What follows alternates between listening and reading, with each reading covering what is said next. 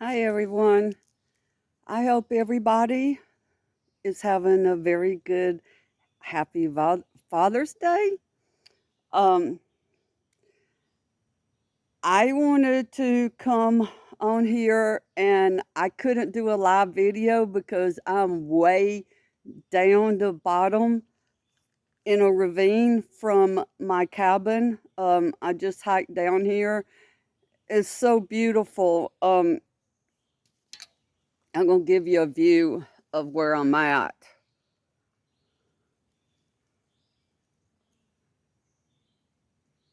It's so beautiful. I had to come down here. I've been wanting to come down here for a long while. I have done it several times and um it's challenging for me and I really like that. I had a scare yesterday, but I don't when I meditate and I get a clearance in my heart, a piece of something I want to do, I just do it. I don't let fear overcome me and keep me from doing something I really wanted to do today in honor of overcoming a very bad father. And I know he told me before he died he did it. He wished he knew how to love me. So that's what I dwell on. Um, I want to talk to you more. I've talked to you a lot about how I've healed through meditations and connecting myself inside to God, who's inside of me through the Christ spark and the Holy Spirit. And when we do meditations, there's all kinds of meditations you can do. When you get to where you practice them routinely, it clears all the garbage out of your mind and you can hear God in a much better way. And um, that's how you overcome the hardships of life. But I want every survivor of sex abuse, I want you to know that it is possible to heal from that. It is hard. It takes a lot of work. And but you can do it if you really want to. And I want to tell you, any child, when you're adult, that little child is still there in you. And so I'm speaking to that little child of anybody that survives sexual abuse. There is no shame in it. There is no shame in that. You can get through that because I'm living experience. You can get through it. And I want mothers to understand, if you have a suspicion that your husband is touching your child in ways they shouldn't touch your child, get over the fact that if you think it's something's wrong with you that would cause your man to touch your child, because that is not the way it works. It has nothing to do with the mother of the child. It's all darkness and evil that the person has subjected themselves to. And the other day I did after I did well no during and after I did a really good meditation, I always ask God and my spirit guides to show me what I don't know that I need to know. And so God's been showing me a lot lately that I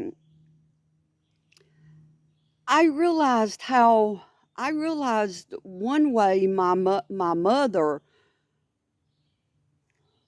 attracted herself into a relationship in marrying my father, because Whether you believe it or not, whatever you're thinking in your mind and you're dwelling on, you attract that reality into your life. Everything that you go through, it was up here first, thinking about it, then you speak it out, and then you attract it into your reality. So God showed me that I knew my mom had had a mental breakdown when she was a teenager, and her counselor told me after my mom died a little bit about it. And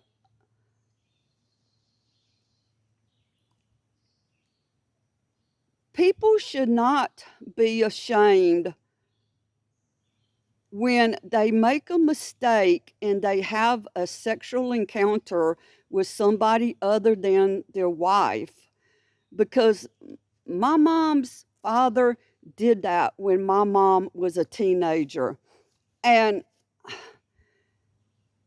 it devastated her, and it sent her into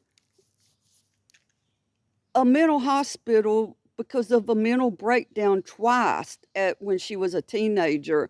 And what we drill on, and it stops up the energy centers that go down from our tailbone up to the top of our head and above our head. There's chakras, energy centers, and all your emotions and your whatever you're dwelling on in your thoughts, that stops them up. So the energy is not able to go up and down, and up to God our Father, and down to the center of Mother Earth, our mother. It takes feminine and masculine in all of us. God, us, animals, anything has feminine and masculine. So my mom dwelled and dwelled on that pain, and I wonder if she ever forgave my grandfather. There was actually a child that was created through that affair, and I'm telling you this, and I don't care what my family thinks. I'm speaking this out because it has a lot to do with me and what I went through as a child with my dad, because that's where it started, from my mom, my grandfather, straight down to me. My grandfather was the most amazing man, and he loved my grandmother so much, and he provided for him and her and his 6 children. And he made that one mistake. We make mistakes here on earth. Earth is our PhD school. We come down here knowing what we're going to go through.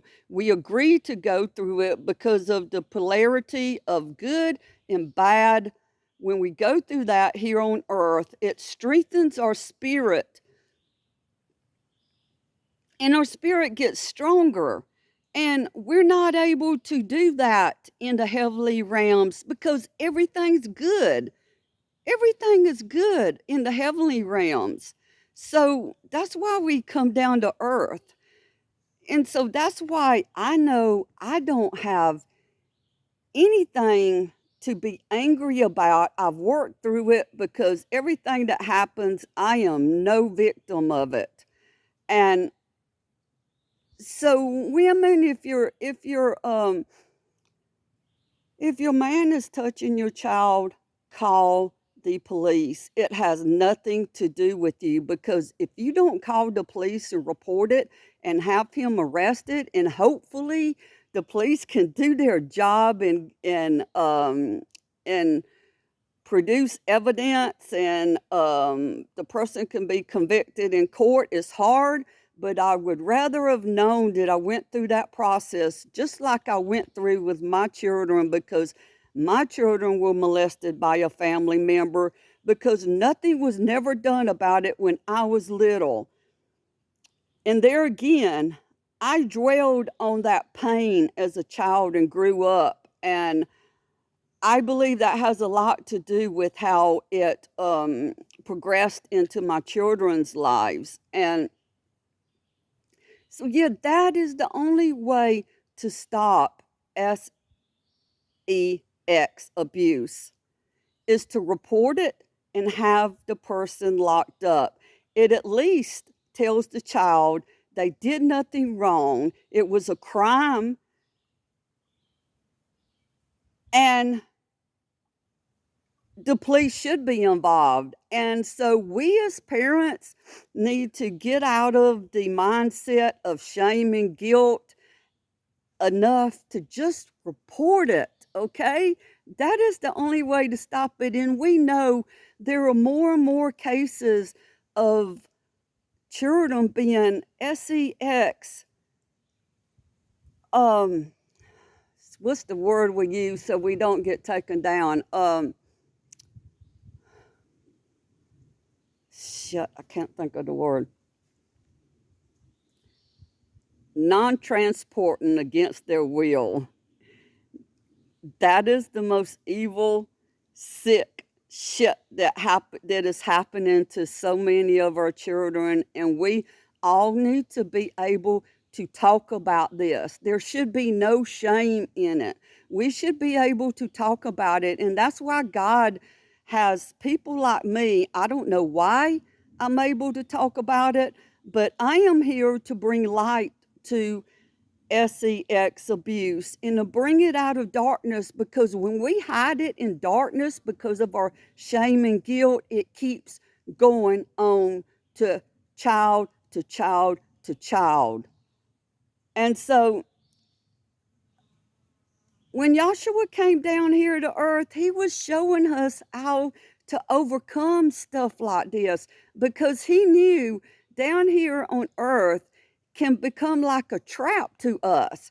And it's the devil speaking through our minds, and we believe it. And then when we believe it and dwell on it, that's what attracts the darkness into our lives, creating the horrific shit that we go through in our reality.